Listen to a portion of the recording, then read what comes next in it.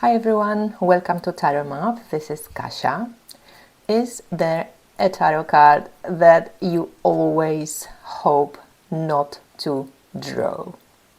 Is there a tarot card you always hope not to draw? Let's share. Share in comments, let me know which one is it and why. I'd love to hear from you. If you want to listen to my choices, please stick with me.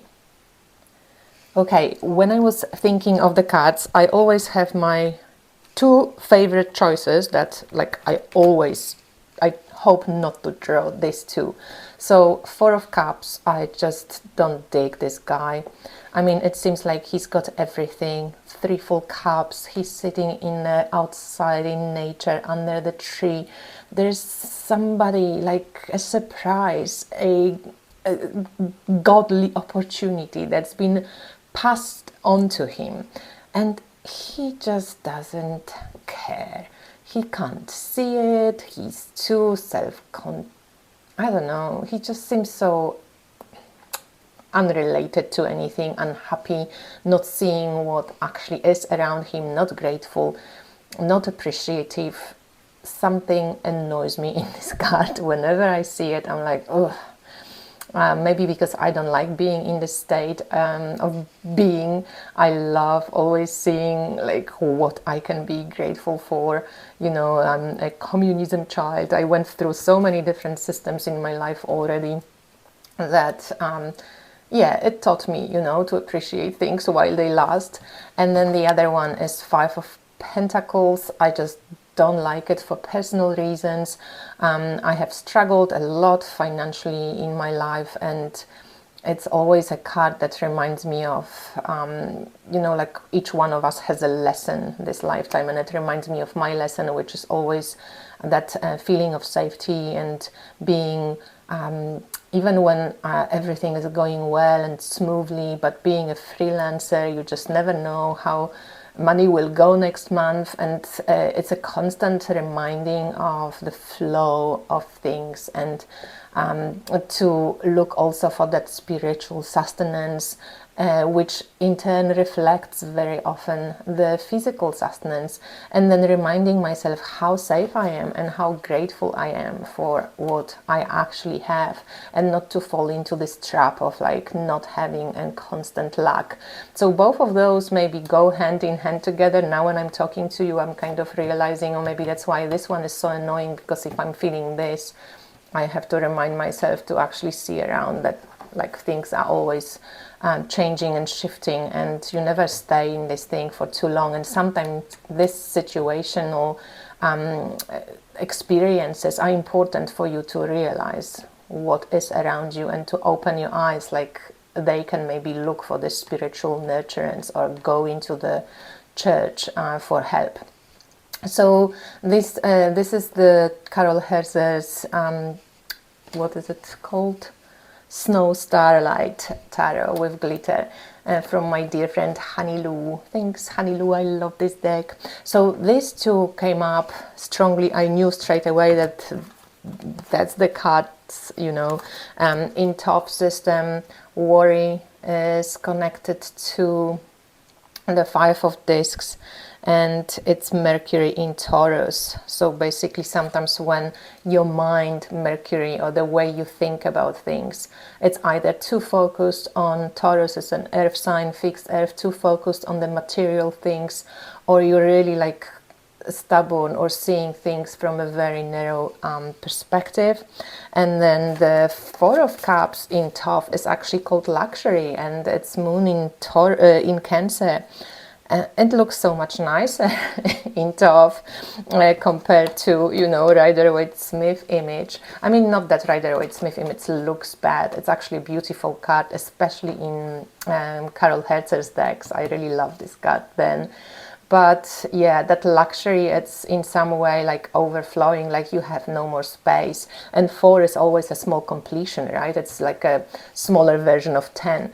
But here in Thoth, it's luxury, and moon in Cancer is this like maybe overflowing with emotion as well, because it's an emotional card.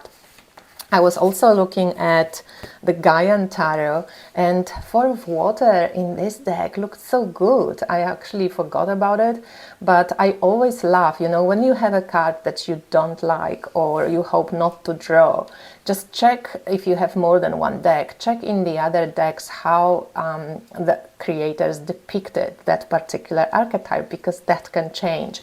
So in Gaian Tarot, this is a wishing well, and it goes hand in hand with like an angle to the Four of Cups here, you know, that maybe we have the luxury to resonate within ourselves at the frequency that we can draw what we wish for into our lives, stay open. So this is the wishing well in Glastonbury, and then the Five of Earth in this card doesn't look you know, doesn't look very great. So you're cold, you're out in nature, you still have some sort of protection, so maybe it could be even worse.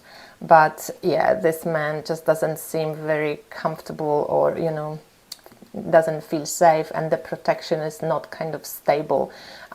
So yeah, this Five of Earth goes on with this motive.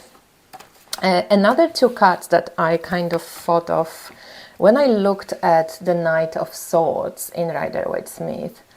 Usually when I pull the knights, you know, they are on a mission. The knights as court cards, they have helpers, they all on horses, they can move fast.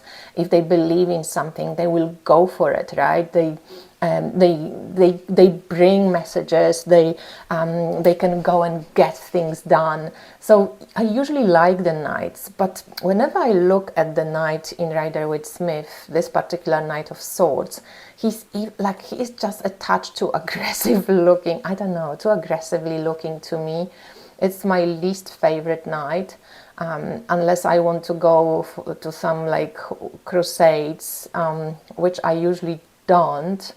I try to stay like in neutrality in some ways.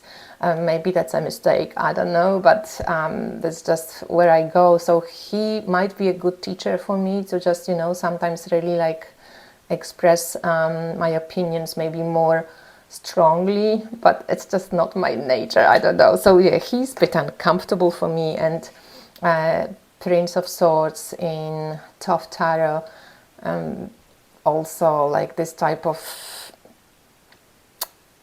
yeah, this energy is very kind of chaotic in a way, and even though it seems like a little bit organized, but I don't know, it just has this very aggressive expression.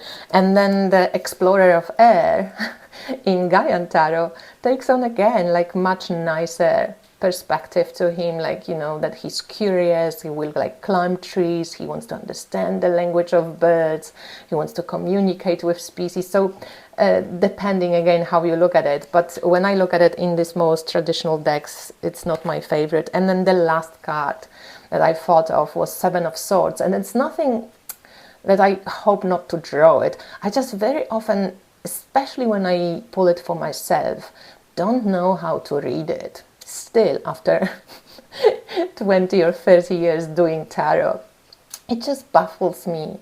I usually, you know, go with what I learned. It can be, you know, it's called card of thief. You can, you are asked to act intelligently. You don't have to go into battle like head on. You can use, you know, some tactics or some intelligent action to maybe avoid head on confrontation, but actually, you know, like deal with things your way. It's a little bit sneaky.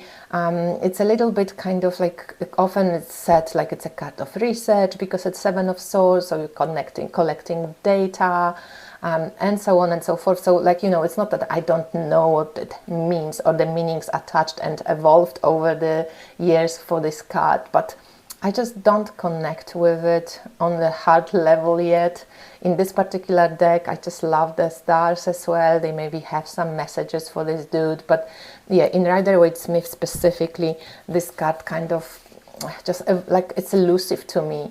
And in Thoth it says futility, and it's a moon in Aquarius, which in some way maybe makes much more sense to me, that we have all these planetary energies and there is this main sword, and you know, they kind of like crushing a little bit into the core. So you've got to be really strong within, like, in your morality, to hold on during this time when all these different ideas or forces are trying to like break you, and they actually do break you a little bit. At least in Thoth, you know, the main sword is getting damaged.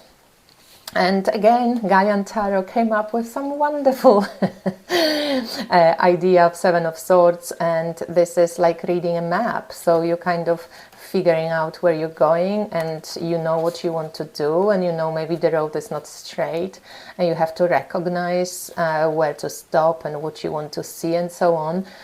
So it's your intellectual ability to recognize the reality based on, you know, on a map. So it's kind of interesting in this way. But yeah, this would be the cards that I kind of avoid drawing, and if I draw them, I have a little bit sometimes like difficulty in objectively reading them for myself. So let me know what card are you avoiding and why, and which one is it. So share in the comments. Thanks for watching. Happy Sunday. Bye.